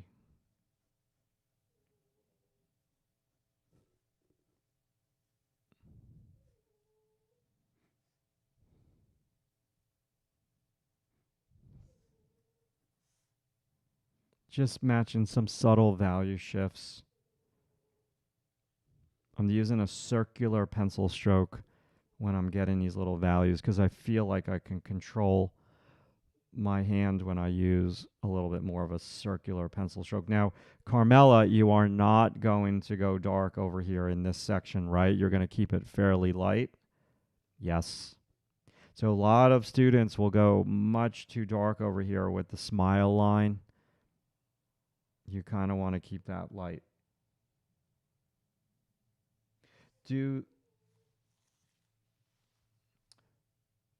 Paul, do the softer grades of HB pencils produce darker blacks? Oh boy, that question is almost to me like a oxymoron because softer in HB, I would say that the 3B, 4B, 5B, 6B create the darker blacks. The HB, anytime you have an H, like Paul, for instance, I'm going to use this 4H pencil when I do the underdrawing on a gessoed board. So if I was to show you, like, look at how light that is. Now it's 4H and it's not HB, but the H's are notoriously light, and this could really work for you if you have a hard time with getting light marks on the paper if you're heavy-handed, so to speak. But like if like I used to draw exclusively, like I did all the drawings in this book with a mechanical pencil with HB, 2B, and B pencils. Like 2B would be the darkest I would go.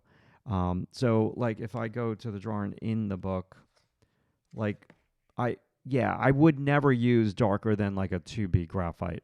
And that's a pretty dark drawing right over there for sure. So yeah, anything with H's that's not meant for getting anything dark. That's for doing what I'm doing right now, going light with some value shifts in the light. Hope that made sense. But when you say softer grades of HB, that's a tough one. Like it would be The B side is the softer, like 2B, 3B, 4B. The harder is anything with H. Okay, I said I was going to do loose strands of hair, and then I forgot.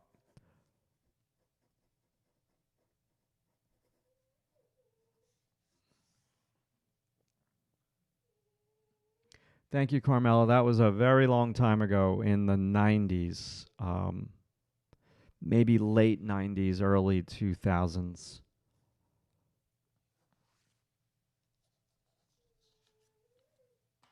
I think what needs the most work on this particular drawing is this model's nose and her lips. Let me just push this with some more value.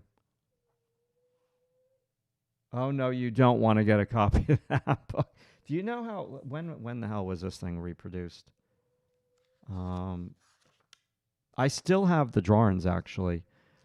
They're across the hallway in my wife's office. 2001. I was close. I said late 90s. Holy shit. Oh my god. Okay.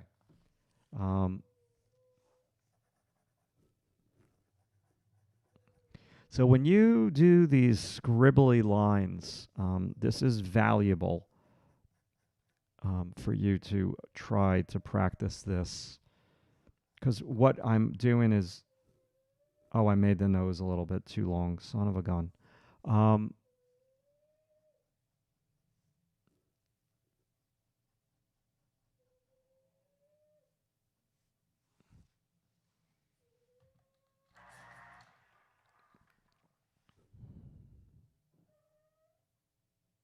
Gonna raise the nostril.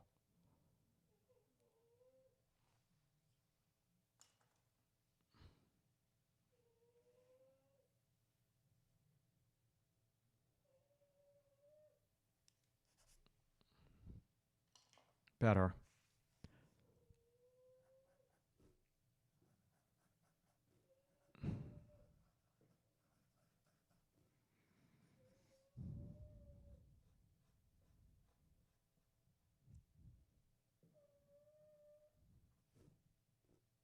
A little darker over here. This will make the hair appear bigger. So, like, in all honesty, like, I need to spend like another 2 hours on this particular drawing for sure. This is just not enough time for me to resolve this thing. It just needs a whole lot more work.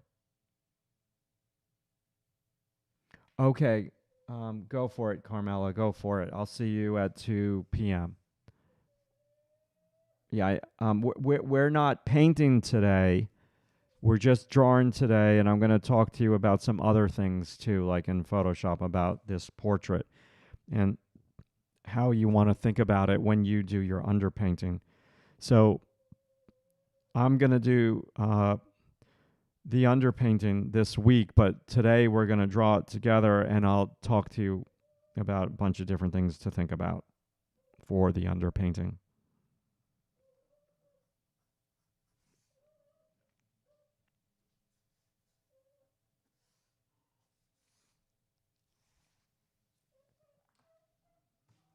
Hold on, everybody. I just got to find a different brush.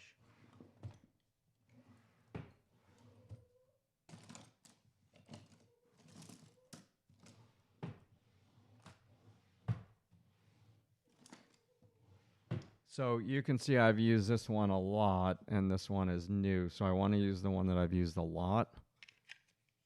And it's very helpful, excuse me, to go over this a couple of times. Just tap, take some of the pencil off. And if you like drawing with your eraser, it makes it awesome to erase also.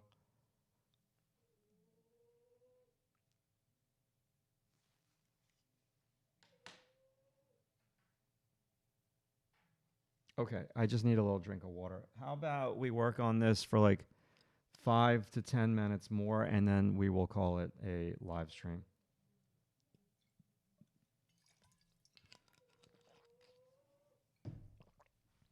Um, I know I'm missing something. I haven't figured it out yet.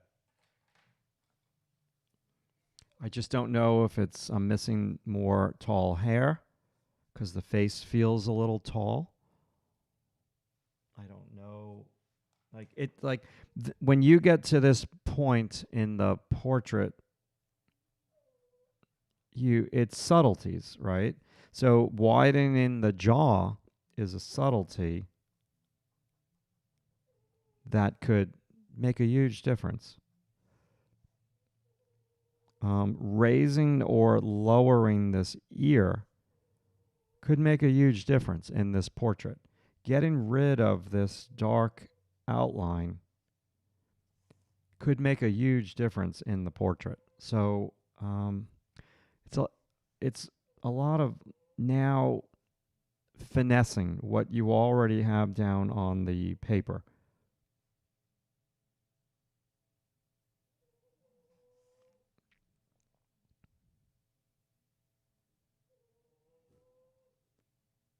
A little pupil in there I just noticed. Oh my God, this dog is just destroying me with the snoring. Um,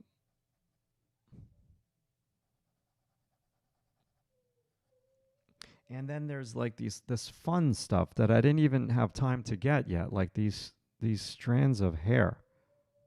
No, that's the wrong spot, Matt. Ugh. Okay. Ay ay ay.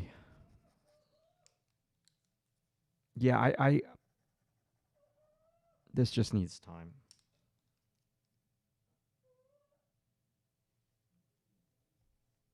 Okay, eyebrow.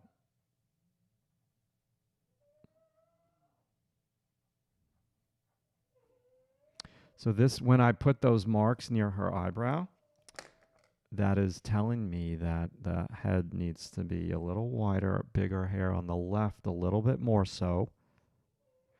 Now, buyer beware with these strands. I'm just kind of doing this for fun. It's actually helping me. Yeah.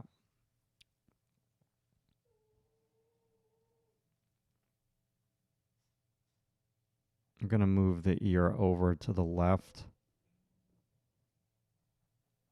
Even at this late stage in the game, it happens. The more you look at things, the more you see things, right?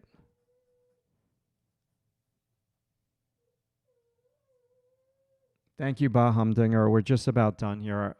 Like I said, everybody, I feel as though the portrait just needs a lot of work, and I would have liked to in the 2 hours have gotten the likeness a little bit better for you, but I'm trying, and I don't think at this today I'm gonna work on this. Now the college is off this week. So I always say that when the college is off, I'm going to come back on YouTube and maybe do another live stream. So who knows? Maybe I'll come back and finish this on YouTube. Let me know if you're interested.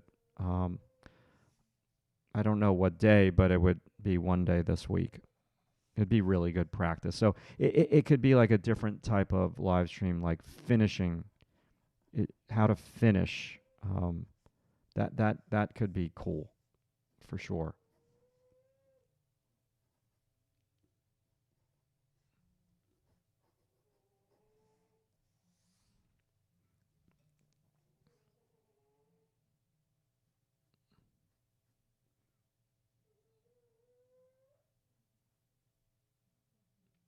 Paul, yeah, that I might want to do that because I'm really into this drawing, and I didn't capture her likeness, but I feel like if I stuck with it, I could get it. I know I could get this.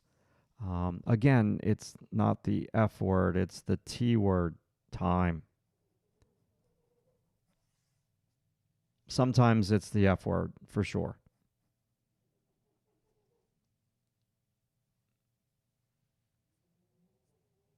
Awesome.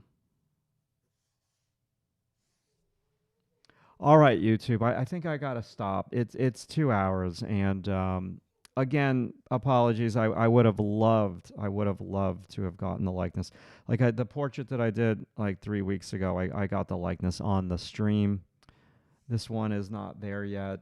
Um, I'm sure I will see it after I've had like a chance to like give my eyes a chance to like reset and look away, go eat some lunch or something like that. And then when I come back, I'm like, oh, there you go. This angle is too angled. That's what it is. And it could just be as simple as that.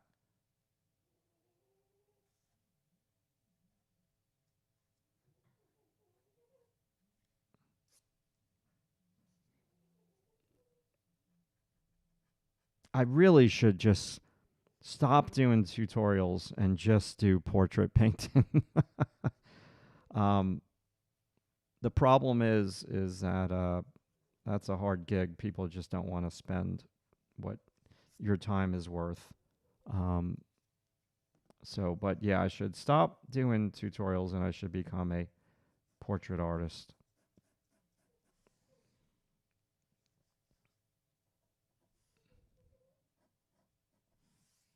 And you should too. Absolutely, all of you who are really good at drawing these portraits.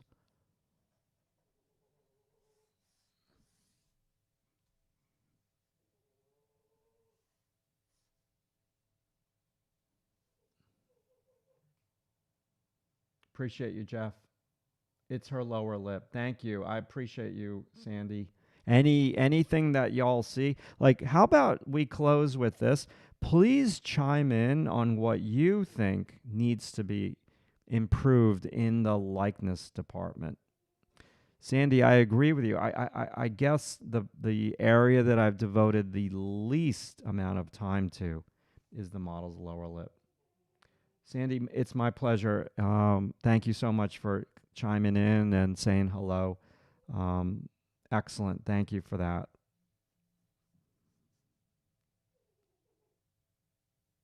Yeah, thank you. That was helpful.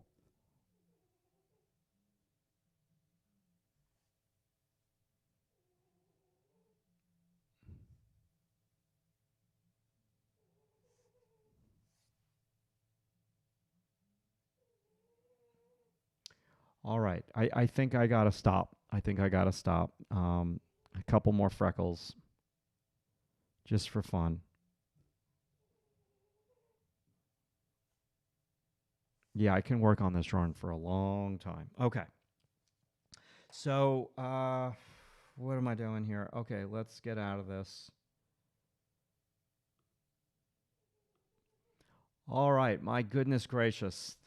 That was a lot. That was a lot. Let's put these over there. And so the paper that I used today is this little pad. Okay, I love this paper. Like, I know there's a bunch of YouTubers and they use the really pricey paper and all that jazz. And this isn't cheap either. But the beautiful thing about this paper is you can buy it anywhere. It's not going to break your bank, and it just works for me in this time frame of like a 4 to 5 hour drawing. So far, this is a 2 hour drawing, and for sure. Let me just show it to you this way. Yep, it's just a cute little sketch of this model, and I really want to work on it some more. It's pretty cool. It was a lot of fun. Now, just so you could see, because I'm pretty transparent, I keep my reference. Hold on now. I keep my reference right in front of me in the form of my iPad. So she's right there. Okay. And absolutely. Now, for members of my website, Drawing Tutorials Online, all of these photos are there on the site, big. And so, listen, everybody, thank you so much for chilling with me today. It's always good to draw with y'all on YouTube and to practice, for sure. And thank you for your comments, and thank you for the back and forth. It was a fun live stream. And I might come back this week and just maybe work on it and finish it on the live stream. I think nose, tulip, and southward. Thank you, Jeffrey. Nose, tulip, and southward. Okay, thank you.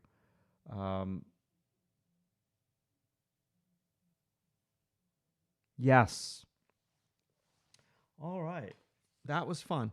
That was fun. That was a challenge. That thing kicked my butt. Kicked my butt today. For real. And now I'm going to draw it again. And hold on now.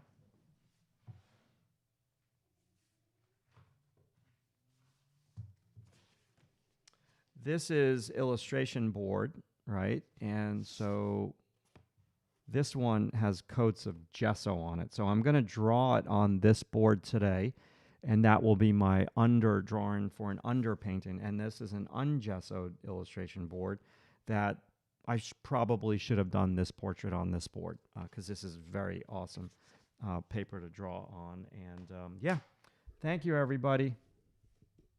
Awesome.